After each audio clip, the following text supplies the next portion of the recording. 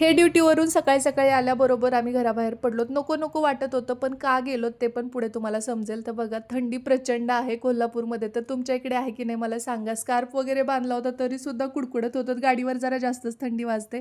एवढ्या सकाळी भाजीपाला घ्यायला यायचं कारण हे की शेतकऱ्याकडे जो भाजीपाला मिळतो ना, तो खूप स्वस्त असतो आणि हा पहाटे ते सकाळच्या दरम्यानच मिळतो. परतीच्या प्रवासामध्ये छान कोवळं ऊन पडलं होतं. ते खात आम्ही घरी पोहोचलोत आणि आईकडे हा भाजीपाला सुपूर्त केला. शांभवी उठलेली होती, पण ती खेळतीये म्हणून मग मी लगेच किचनमध्ये आले.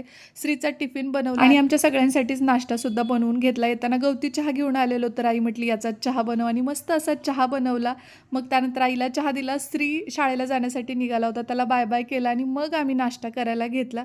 आज अगोदर चहा घेण्याचं कारण थंडी खूप आहे त्यामुळे. इकडे भाजीपाला निवडून झालेला आहे आणि हे फ्रेश होऊन ड्युटीला जाण्यासाठी निघाले. शांभवी मागे लागली होती, परंतु तिला कसं बसं समजावलं आणि डिरेक्टली हा सायंकाळी व्लॉग सुरू केलेला आहे कारण दिवसभर खूप हेक्टिक रुटीन होतं.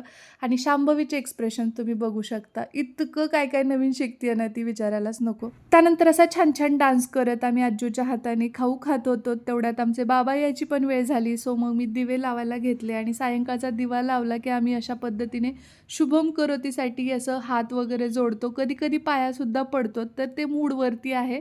आणि हे दिवा बघितल्यास ती इतकी एक्सायटेड होते ना, आज पाया पडून तिने दाखवलं. आणि त्यानंतर मग हे रूममधलं थोडंसं मेकओव्हर करायचं कारण ते तसंच होतं, कारण शांभवी ना त्या सांदीमध्ये सगळं काही टाकते आणि ह्यांचे बघा कोणते आसनं चालू आहेत काय माहीत. ते बेड त्यांनी सरकवलं आणि तिकडे जी काही धूळ साठलेली होती बेडखाली ती मी सगळी काढून घेतली आणि अशा पद्धतीने ही चटणी मस्त बनवली होती. जेवण करून दिवस